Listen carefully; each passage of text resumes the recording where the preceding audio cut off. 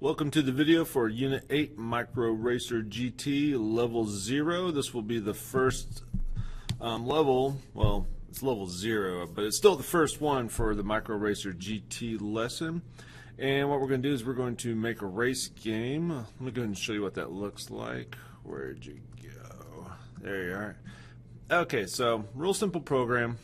And what's going to happen is you're going to have a couple of different race cars here, top-down perspective. And when you press the arrow keys up, the race car will drive forward. You can see the variables right up here. I've got them listed up on the screen, setting the cars, their local variables, setting the car's speed to 3. And whenever you hit the grass, it will cause the car's speed to go down to 1 because cars in this world drive slower on grass. And so what you'll do is you'll just race the cars around the track, and then you'll go all the way to the finish line. Now, minus the graphics not being totally awesome, which I did make these myself, and I just drew them here in the Scratch program, and I think I actually used Photoshop a little bit. I can't remember, but anywho, the main point is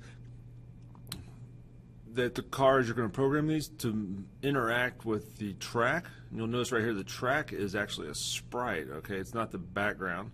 So the track is an object and has transparency built into the image right here, which allows the stage, which has a gray background, to appear through. So if you wanted to change what the terrain looked like on what you would be racing, you could come into the backdrops over here and you can switch it to something else, maybe have some dirt and change the speed.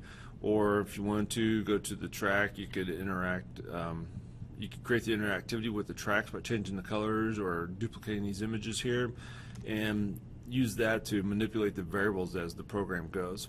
But for starters, it'd be best if you just stuck to the main script until you have a good understanding as to what's taking place with the program.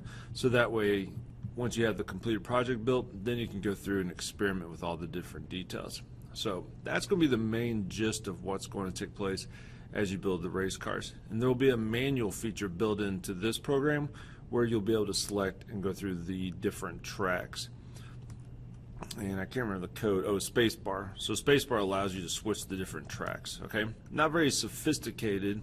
We'd rather have something a little bit more advanced, where it would keep track of winning, losing, and automatically switch between races and all that kind of stuff. But for starters, we're just trying to implement some of the details that you saw in Unit 7 into this lesson, and that way you can build upon all the previous learning that you got from the other units. So I'm going to switch back to our main learning objectives. So we're going to learn how to understand, use all your tools from the mini lessons, Unit 7, put those together. You're going to create a sprite that's part of the racing environment. So kind of the big deal here was that the actual track is part of the environment, and you can see that you would interact with the track whenever you ran into it, as opposed to just being a background that doesn't interact with the players. You're going to use the Not Boolean Block. This is going to be something that you have to wrap your mind around, because what you're going to tell the program is if something is not happening, do this. Okay, and that's what this block will do. And you're also going to learn how to change a variable with a positive value to a negative value, and essentially just switch it from positive to negative. And I'll show you all that in the lessons. I can't remember what I was doing there. Let's see. So multiplying variable blocks. What we're going to be doing with this is you're going to be using the multiplier block, which I don't think we've seen yet. You might have played around with in other instances of experimenting with Scratch, but in this case I don't think I've officially taught it to you. What we'll do is whenever we want to make our sprite move reverse, we have a variable right here called speed. And what's going to happen with speed is it's going to be set to a positive value, say 3, and then when a certain key is pressed, we're going to multiply the variable by -1. So that's going to invert the value of speed to a negative. So if speed is 3, we multiply -1, now it's -3. And when the user presses the space key, instead of moving forward 3 units, it's going to move backwards 3 units. Let's see what that looks like on the program. Let's click on the start flag and things start over. I'm going to hit spacebar and switch the tracks to a more simplistic one. So you can see the speed right up here for Racer 1 set to a +3. I'm going forward. When I go backwards, it's going actually to be a negative value. Even though the variable is 3, okay, we're not changing the variable value. What we're changing is the value that's being put inside the move block right here. Okay, so the variable doesn't change because I didn't change the variable. I just changed the value of the variable that's being input into this block. Okay, if I wanted to change the value of the variable so it would show up on the screen, I'd have to put this formula right here where speed times -1, I'd have to put that inside the set block. Okay, so that's why you don't see it change up here, but the value does change when it's getting put inside this block, but it doesn't change the value of the variable.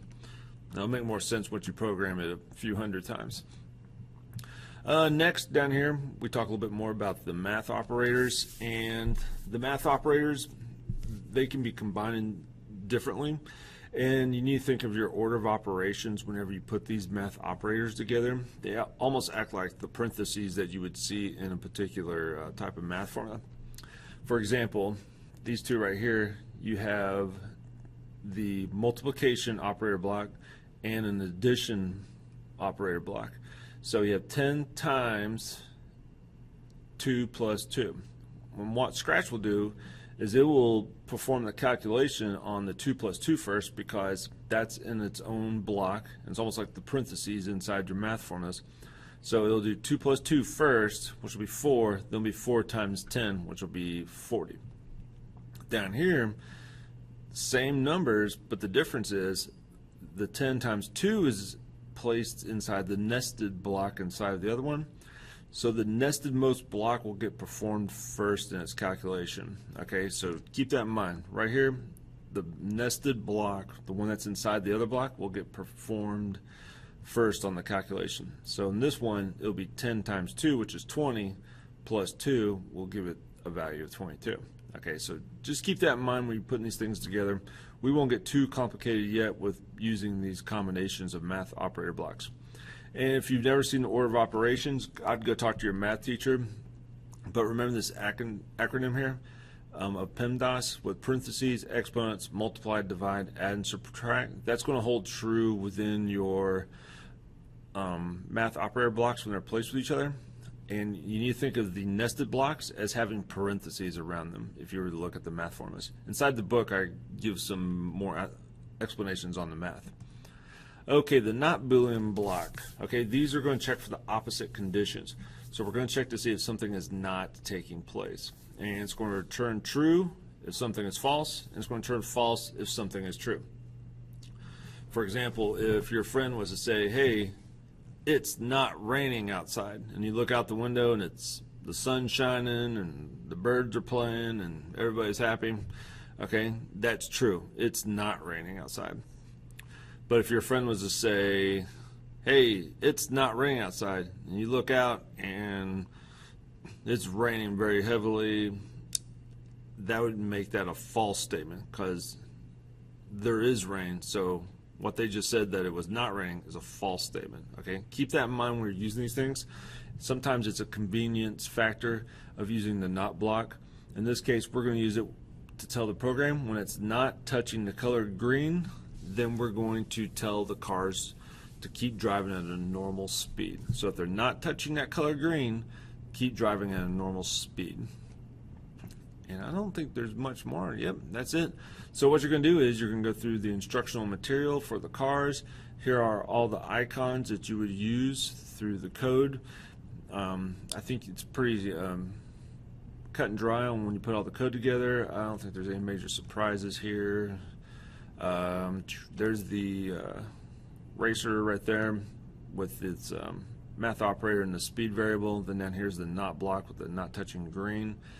And then down here we put a piece of code in that says if it is touching green, set the speed to 1. Okay. Alright, let's see. Yeah, just kind of go through the code. You shouldn't have any issues. Make sure you follow instructions and go in the exact order, okay? Because Scratch programs and runs the code in a lot of different patterns. If you put it in the same order I have, you shouldn't have any issues with your code. Let's see. Oh, make sure you create a local variable for your racer 2. It's the same as the first one. You can probably just copy those over. Same explanation, and that's all there's to it for Unit 8. Good luck, and make sure you watch the demo at the beginning of this video to see if your program works the same as mine. You also should know right here, let's go back. On the start and finish line, we just switched the costumes to start and finish. We actually don't make an announcement of who's the winner and who's the loser. We'll do that in the next level.